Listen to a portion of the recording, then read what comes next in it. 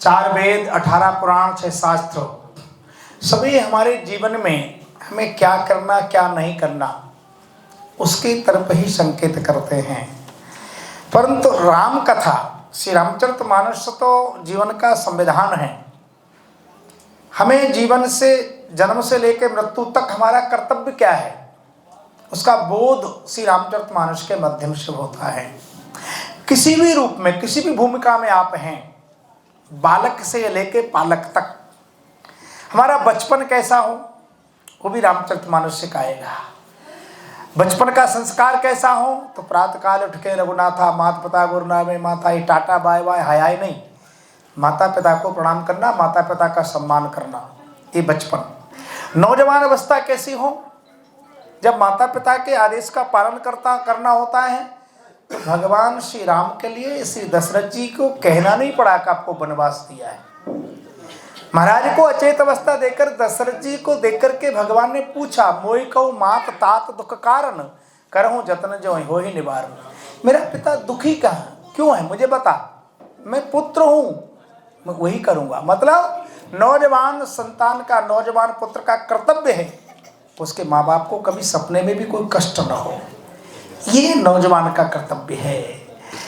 पति के रूप में भगवान श्री राम, जानकी ने सुना कि प्रभु जा रहे हैं तो बहुत व्याकुल हो गई। तो माँ पहले कौशल्या ने समझाया, फिर भगवान ने कहा, देवी तुम तो जानते हो वहाँ कितने प्रकार की व्यवस्थाएं होंगी, सर्दी होगी, ग्रीष्म होगी, वर्षा होगी, वहाँ कोई व्यवस्था नहीं होगी। मैं तुम्हारा पति हूँ, तुम्हारी सब प्रकार का संरक्षण संवर्धन करना मेरा कर्तव्य है। वो मुझे लगता है कि मैं उस पतित्व का, दायित्व का निर्वहन नहीं कर पाऊंगा बनवा, कोई व्यवस्था ही नहीं होगी। तो जानकी ने कहा कि आप मेरे पति हैं, मैं तो आपकी छाया हूँ, और शरीर को छोड़कर छाया की कल्पना ही नहीं की जा सकती। आप जंगल में रहें और मैं यहाँ मंगल में रहूँ, एक संभव नहीं है। मैं आपसे कुछ कह नहीं सकती हूँ, ये रामचरितमानस है, मैं कह तो नहीं कुछ सकती हूँ, परंतु आप मुझे नहीं ले जाएंगे तो मेरे प्राण साथ चले जाएंगे। जरा सोचिए, आज की पत्नी होती तो कहती तुम्हें जहाँ जाना है जाओ, मुझे मेरे घर छोड़ते जाओ बस छुट्टी, हाँ तुम्हें जो करना है सो करो, ये स्थिति होती। हर परिस्थिति में एक दूसरे के लिए जीना, उसको कहते संयुक्त परिवार। आज रिश्तेदार घर में आ जाए तो सिर में दर्द हो जाता है, बाहर से कुछ मंगा लो, स्थिति हमारी हो गई। हमारा जीवन शैली, हमारा वैचारिक जो निरंतर पतन हो रहा है, रामचरितमानस का जो सिद्धांत है वो हम सबको मनुष्य बनाने के लिए है। रामचरितमानस का जब नाम आप पढ़ेंगे ना, बड़ा जो ग्रंथ आता है उस पर लिखा रहता है, पहले लिखा होगा पर श्री राम, बीच में चरित्र, नीचे मनुष्य। मतलब हम सबको संकेत है कि हमारा चरित्र कैसा हो, श्री राम जैसा, मनुष्य का वाणी व्यवहार कैसा हो, श्री राम जैसा।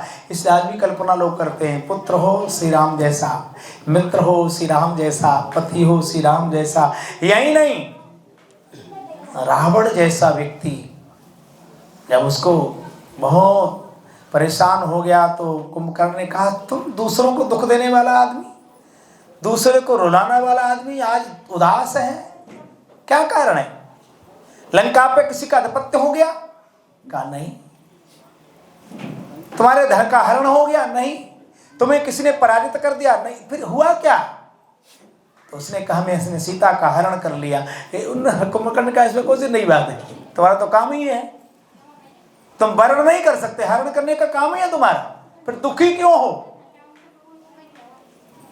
सीता को हरण तुमने क्यों किया? सीता का हरण करने समय तुम इस रूप में नहीं गए, साधु बने। और आज भी लोग श्रद्धा का दोहन करने के लिए यत्र तत्र साधु बन जाते हैं, पंथ चला देते हैं, अनेक प्रकार के पंथ चल गए अलग अलग लोगों के।